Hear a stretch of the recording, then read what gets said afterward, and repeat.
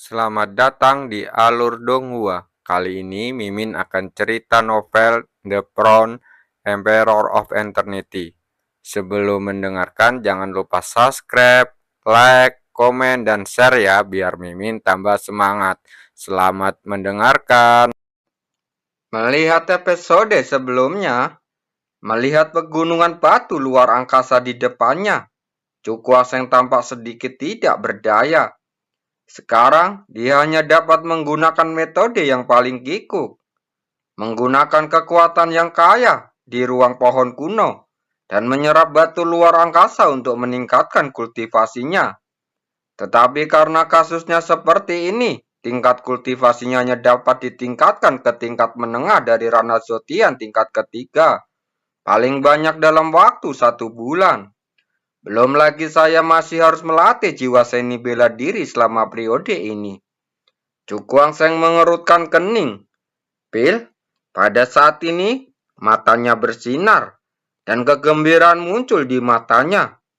Jika dia mendapatkan bantuan semacam Phil, mungkin dia bisa meningkatkan level kultivasinya ke puncak level ketiga.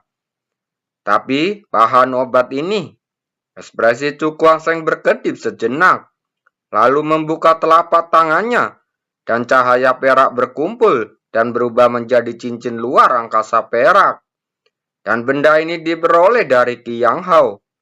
Dengan latar belakang keluarga Qing Yang, pasti ada berbagai harta karun yang tersimpan di dalamnya.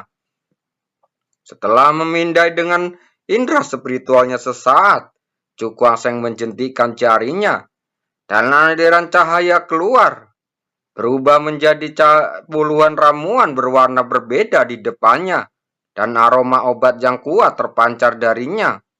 Sayang sekali, saya tidak menemukan semanggi berdaun 8. Dia melihat bahan obat di depannya dengan menggelengkan kepalanya. Awalnya, dia ingin menyempurnakan pil ajaib yang memicu 4 bencana petir. Namun, pada akhirnya dia tidak punya pilihan selain menyerah karena dia kekurangan ramuan utama. Tidak apa-apa, hal terbaik berikutnya adalah menyempurnakan pil yang memicu 3 bencana guntur. Mungkin itu tidak akan menarik terlalu banyak perhatian, kata Cukwang lega. Penggerakan 4 bencana pil guntur terlalu keras, dan setelah menarik perhatian pejabat senior sekte Tianu, adalah sesuatu yang tidak baik. Meskipun 3 bencana pil guntur itu luar biasa, tetapi tidak terlalu menarik perhatian. Memikirkan hal ini, Cukwang bergerak dengan telapak tangannya, dan kuali alkimia biru tua menyala mendarat di tanah di depannya.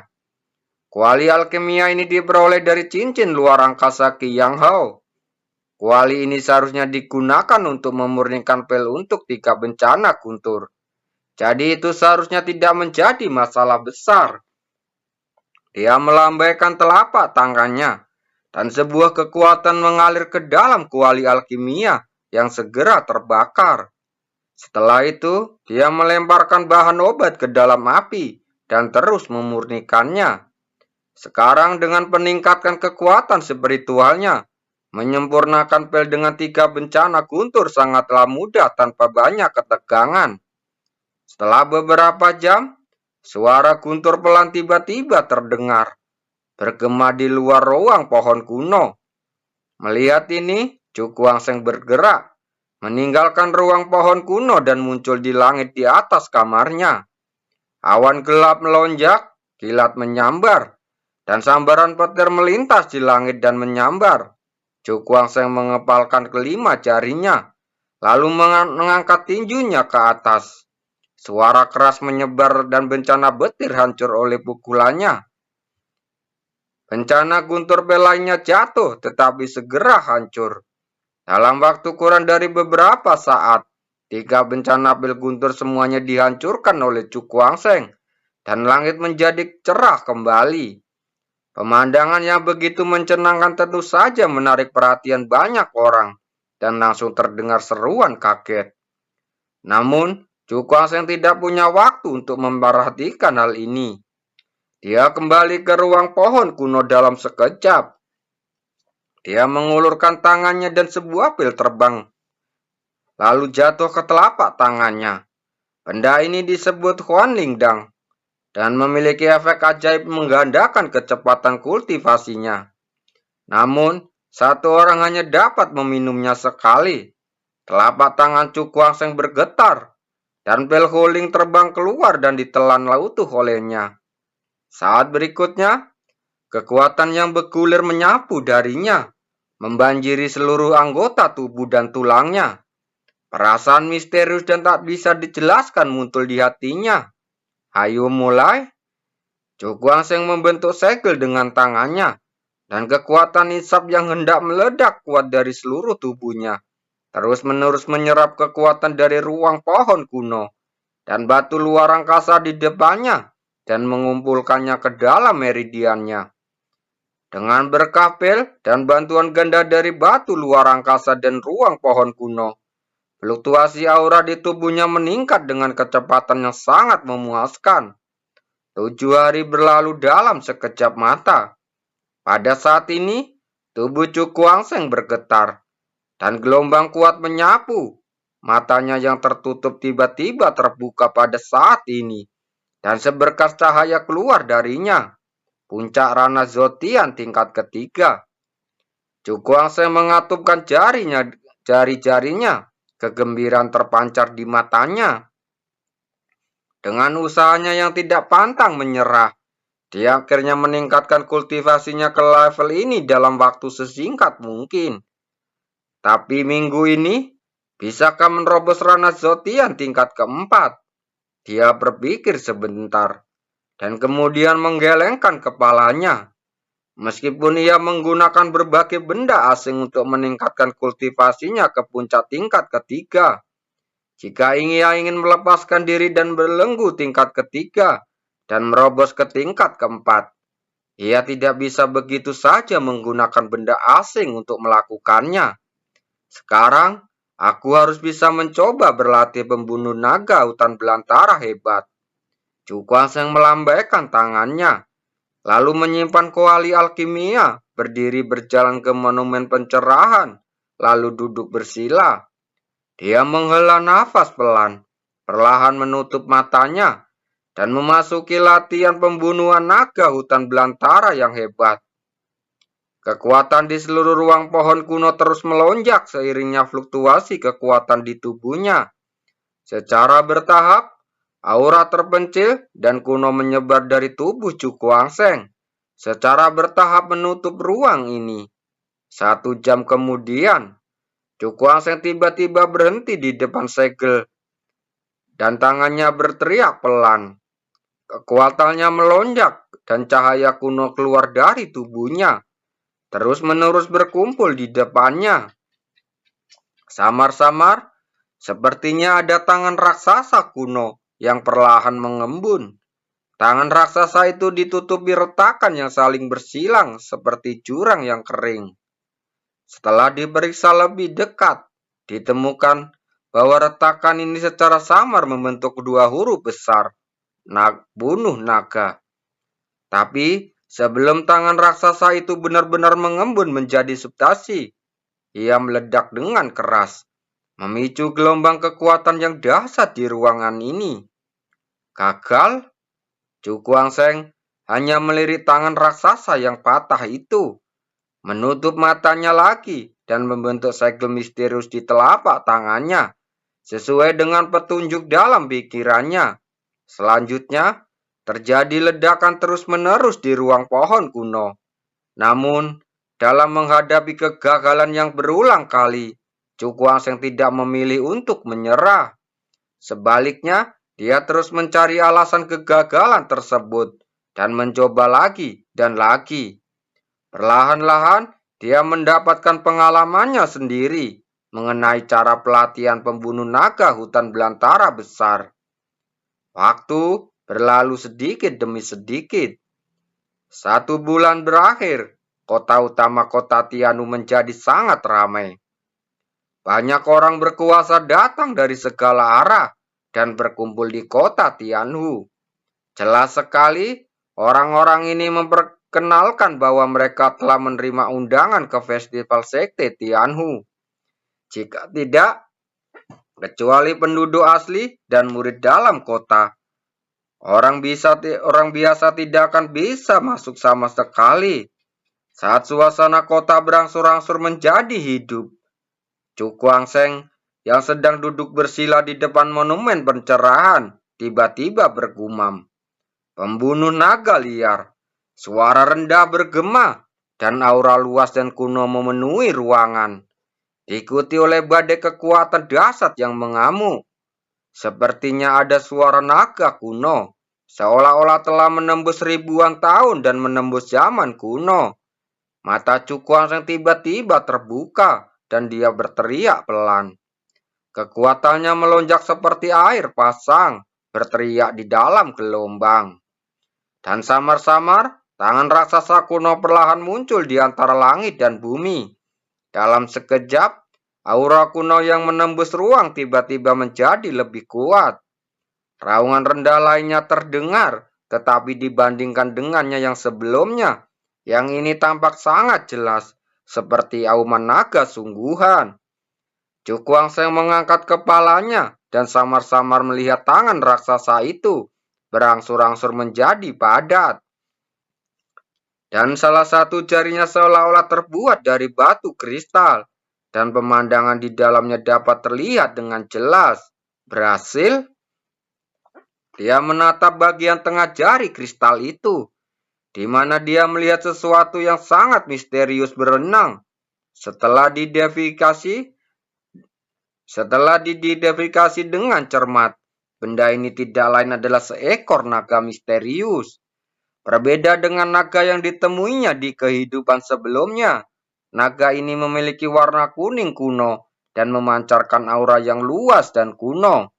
Apakah ini naga liar? Chu Guangsheng bergumam.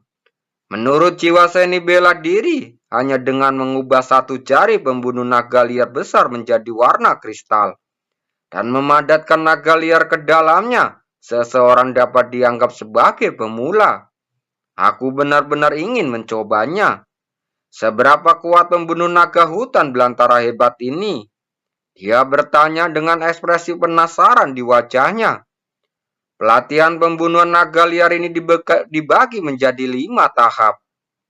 Setiap kali Anda masuk ke level yang lebih tinggi, Anda dapat memadatkan jari yang mirip dengan naga liar di depan Anda.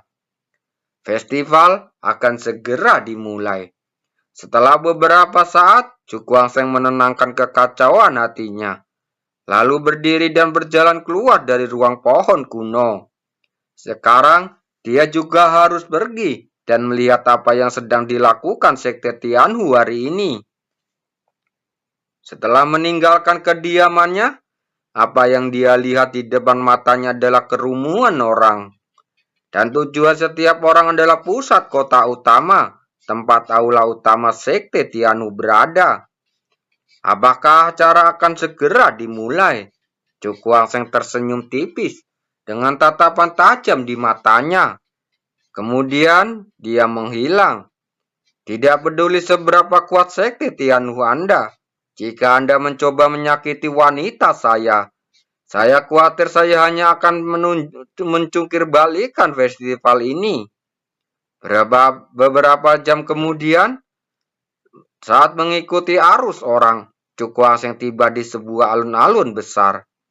Arus orang yang awalnya bersemangat juga berhenti pada saat ini. Semua orang mengalihkan perhatian mereka ke ujung alun-alun, di mana terdapat aula yang sangat megah. Aula utama tingginya ribuan kaki dan seluruh terbuat dari batu putih. Tampaknya seperti istana peri di dunia dewa, megah namun indah. Apakah ini aula utama Sekte Tianhu? Wajah Chu Guangsheng menjadi serius. Dengan kekuatan mentalnya yang tajam, dia bisa merasakan beberapa fluktuasi aura yang sangat menakutkan. Aura ini memberi orang perasaan bahwa mereka seperti binatang buas purba yang merayap. Rana Zutian tingkat ke-7.